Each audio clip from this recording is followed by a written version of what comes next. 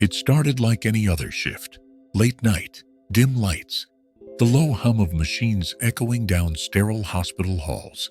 But for Nurse Tasha Williams, something about room 317 felt different that night. Inside lay an elderly white man, eyes closed, barely breathing.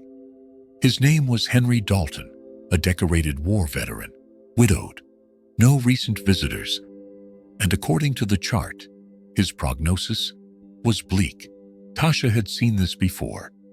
Patients in their final hours, some surrounded by family, and others entirely alone. But what struck her wasn't just the quiet. It was the photo beside his bed, a young man in uniform holding hands with a woman. And in the background, a group of fellow soldiers, all smiling, all long gone. Tasha adjusted his IV and gently reached for his hand. "Mr. Dalton," she said softly. "I'm Tasha. I'm here tonight. You're not alone." He stirred slightly, his fingers twitching. That's when it began. At first it was just small talk. Tasha read old letters from his file. Aloud played jazz from her phone, the kind her grandfather used to love. She told him stories from her childhood, her struggles in nursing school, the nights she almost gave up. And somehow, though barely conscious, Henry responded. A smile, a squeeze of her hand, a faint tear trailing down his cheek. For 5 nights, Tasha stayed by his side. After her shift ended, she wasn't paid for that time. She wasn't asked. But something told her that Henry needed more than medicine. He needed dignity. What she didn't know was that someone had been watching. And when that person finally stepped forward, everything changed. Tasha didn't expect anyone to visit Henry. His chart said no active family, and no one had shown up in the 3 weeks he'd been there. Staff whispered he had a son somewhere, but they hadn't spoken in years.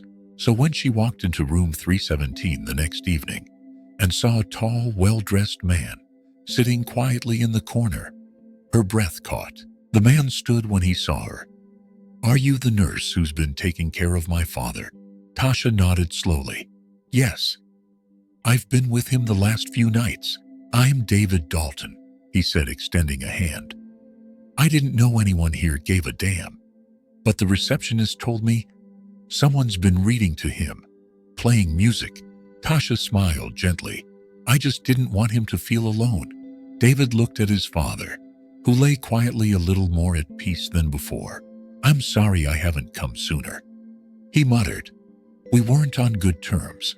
Tasha didn't press, but something in her voice made her say, "You're here now. That's what matters." For the next hour, she stayed in the room with David, answering his questions, sharing what little she knew about Henry's day-to-day. He listened more than he spoke. Before he left, he turned to her. "I'd like to thank you, nurse." "Tasha," she said. He nodded. "Tasha, you've shown more kindness to my father in a week than I have in years. I won't forget that." And then he left. But that wasn't the end. It was just the beginning. The next morning, the hospital director called Tasha into her office. She assumed it was routine. Instead, she found herself sitting across from David Dalton and 2 attorneys. Her stomach dropped. Had she done something wrong? Was she being sued? But David smiled and slid something across the table. A letter, handwritten, "To whoever stood by me in the dark, thank you. I may not have words left, but I feel your presence. If I don't make it, please know you reminded me that there is still good in this world. Henry Dalton." David looked at her and said, "My father must have written this last night. We found it on his tray this morning. It's addressed to you." Tasha stared at the letter, speechless. The man who'd barely spoken had left her a goodbye. And David, he had a plan. One that would shock not just Tasha, but the entire hospital. Tasha clutched the letter in her hand. Long after the meeting ended, it felt heavier than paper should, as if Henry had folded a lifetime of regret, hope, and gratitude into that single page. David hadn't said much else that day, only that he'd be in touch soon. So Tasha returned to her shift, still unsure what any of it meant. By the next morning, the hospital buzzed with whispers, something about the Dalton family, something about room 317, something unbelievable. Then her supervisor found her in the hallway. "You need to come to the boardroom," she said, eyes wide. Inside, a full press team was setting up cameras. The hospital director was adjusting her blazer. At the far end of the room stood David holding a folder. "What is going on?" Tasha asked. David stepped forward. "I didn't want to just say thank you." He opened the folder and pulled out an envelope. "This is a grant," he explained, "in my father's name. For nurses like you, the ones who show up when no one else does. It'll cover tuition, housing, and support for Black nursing students in underserved communities." Tasha's breath caught, and he added, "It comes with a $50,000 award. For you." Personally, the room fell silent. Tasha stared at him, shaking her head. I didn't do this for money." "I know," David said gently. "That's exactly why it matters." Before she could respond, the hospital director added, "David has also asked that the west wing of the hospital be renamed after his father, and that one patient room permanently carry a new plaque in honor of the nurses who stand by us when no one else will." Tasha couldn't believe what she was hearing. She had sat beside Henry simply because it was the right thing to do. She'd never imagined it would lead to this. As she left the boardroom that day, reporters called after her. Nurses clapped in the hallway. But Tasha stayed quiet, grounded, grateful. That night, she visited room 317 one last time. Henry had passed peacefully in his sleep, but his photo still sat by the bed. She looked at it, touched the frame gently, and whispered, "You kept your promise."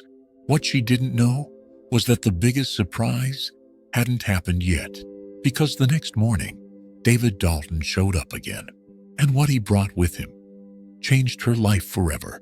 The following morning, Tasha arrived early. The hospital hallways were still quiet, sunlight just beginning to pour through the windows. She expected a normal shift, well, as normal as things could be after the whirlwind the day before. But when she stepped into the nurse's lounge, she froze. David Dalton was already there, holding a thick envelope and a worn leather journal. "I'm sorry to keep showing up," he said with a sheepish smile, "but this couldn't wait." He handed her the envelope. Inside was a letter, another one, but this time it wasn't from Henry. It was from David himself. "Aunt Tasha, you sat with my father when I couldn't. You reminded him of his humanity when I had forgotten my own. After the grant and the award, I thought that would be enough. But the truth is, I've only scratched the surface of how grateful I am. My father kept a journal when he started writing when he left the military. He documented his service, his regrets, and his hopes. In the last few entries, he wrote about you. I want you to have it." Tasha looked down at the leather journal. The cover was worn, the corners frayed. Inside were pages and pages of Henry's handwriting, everything from his deployment memories to moments of silence spent watching snowfall out his window. Near the end were the entries that mentioned her by name. "The nurse with kind eyes and steady hands. She talks to me like I matter, even when I can't talk back. I want to believe I do." Tasha told me about her father today, a man who also wore a uniform. She said he taught her to see the man beneath it. I think she sees me. I never said thank you to my wife for all she did. I never said it to my son. But to Tasha, if I go tonight, I hope she knows she brought me back. Tasha blinked away tears. She'd spent her whole career giving people comfort in their final hours, but she'd never truly known how much that could mean. David cleared his throat. "My father served this country with everything he had.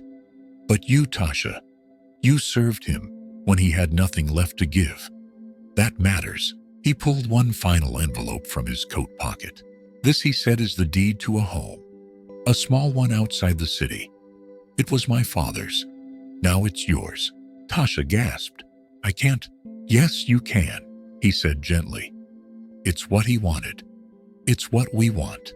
The room fell silent. In just a few days, everything had changed. What began as a quiet act of compassion had bloomed into something extraordinary. But the story wasn't over yet, because what happened next would not only honor Henry's memory, it would ripple across the entire country. News of Henry Dalton's final days and Tasha's quiet compassion spread far beyond the hospital. It started with a local reporter who'd been tipped off by another nurse. A short article, a photograph of Tasha holding Henry's journal, a quote from David about the extraordinary kindness of an ordinary hero. By the end of the week, the story had been picked up by national outlets. Top headlines read, "Veteran's Final Wish. Honors Black nurse who held his hand at the end. She showed up when no one else did, and his family gave her everything. The last act of a dying man sparks nationwide movement." People were moved, not just by the gift, the grant, or even the house, but by the simple truth that in a world often defined by division, two people from different walks of life had shared something honest, quiet, and deeply human. Letters began pouring into the hospital. Flowers, handwritten notes, from veterans' families, from young nurses, from total strangers. One message read, "You reminded us that dignity doesn't need an audience." A national veterans organization reached out to Tasha personally. They invited her to speak at a memorial event in D.C., where they wanted to recognize her service to those who had served. She hesitated at first. Tasha had never been the spotlight type, but something told her this wasn't just about her anymore. It was about every nurse who'd ever sat quietly beside a stranger, every caregiver who'd ever given time no one else noticed, every moment of kindness that never made the news until now, when she took the stage in front of hundreds of people. Tasha didn't talk about awards or houses or even Henry. She talked about how it started. He was alone. "I stayed because that's what you do when someone's at the edge of the world and doesn't want to go there alone." Her voice cracked. "I didn't expect anything.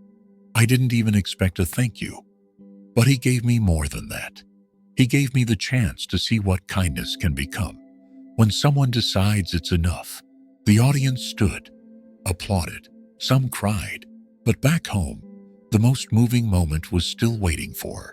Because tucked inside the journal, one page she hadn't noticed before, was a photo, an old black and white image, Henry in uniform, standing beside a fellow soldier. On the back, scrawled in fading ink, "He saved me once. Wish I could find him again." Tasha had an idea, and it would change everything. Again, Tasha stared at the photo. The man standing beside Henry looked strong, proud, and young, a fellow soldier with a warm smile and dark skin. Based on their uniforms, it was taken during the Korean War, and on the back, Henry had scribbled just one line, "He saved me once. Wish I could find him again." Tasha couldn't stop thinking about it. Had Henry tried to find this man before he died? Had they lost contact after the war? Was this another story like Henry's and her own that had been buried by time and silence? She brought the photo to David. "Do you know who he is?" she asked. David took a long look, then shook his head. "I don't. But if my dad said he saved him, I believe it." Tasha made a decision. With David's help, they scanned the photo and posted it online, along with Henry's journal entry and a short message. "Amiyu, my name is Tasha Williams. I cared for Henry Dalton in his final days. He left behind this photo and a wish to find this man. If anyone recognizes him, please reach out. Some stories deserve to be finished." The post exploded. Veterans groups across the country shared it. Historians jumped in. Dozens of leads came forward. And after weeks of dead ends, one name rose to the surface: Sergeant Wallace Walt Jenkins, a decorated combat medic, served alongside Henry in Korea, presumed deceased until someone uncovered a recent photo from a retirement community in Alabama. He was alive. Tasha and David made the trip together. When they arrived, they found Walt, now in his 90s, sharp as ever, sitting on a porch, reading a worn paperback. When David showed him the photo, Walt took a deep breath. "Henry Dalton," he said, voice trembling. "I haven't said that name in 50 years. They told him everything.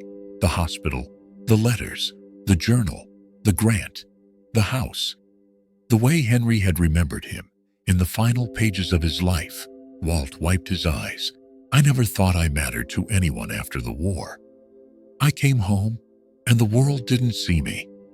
But he did. Even at the end, that day, Walt gave Tasha a gift too. A letter he had written to Henry but never sent. It had sat in a drawer for decades. "You were stubborn and loud, Dalton. But when the bullets flew, you never left my side.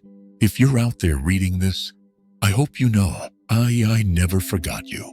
Tasha promised to place the letter beside Henry's grave, and she kept that promise. What began as a nurse, sitting quietly beside a dying man, had become a bridge across generations, races, and history. Back home, Tasha stood once more by Henry Dalton's grave. She carried Walt's letter in one hand and the old photo in the other. The cemetery was quiet, with leaves rustling overhead and a soft breeze that seemed to echo the weight of the moment. She knelt, gently brushed the stone clean, and placed the letter beside the headstone. "You weren't forgotten," she whispered. "He remembered you. And now, the world does too." In the weeks that followed, news of Walt and Henry's wartime bond, and the nurse who connected their final chapter, went global. Veterans began sharing their own lost letters and stories. Families of Black servicemen from forgotten units reached out to ask for help, finding their loved ones' comrades. A wave of remembrance swept through social media under the hashtag #YourLettersNeverSent. Inspired by the movement, David funded a historical preservation project in his father's name to collect and publish lost wartime correspondence, particularly between Black and white soldiers whose friendships had long been overshadowed by the racial tensions of their era. Tasha was asked to help lead it. She accepted, not because she sought attention, but because she understood the power of unheard voices. "This isn't about one man," she told the first group of volunteers. "It's about all the stories buried under silence. We owe it to them to tell the truth, to listen, and to care."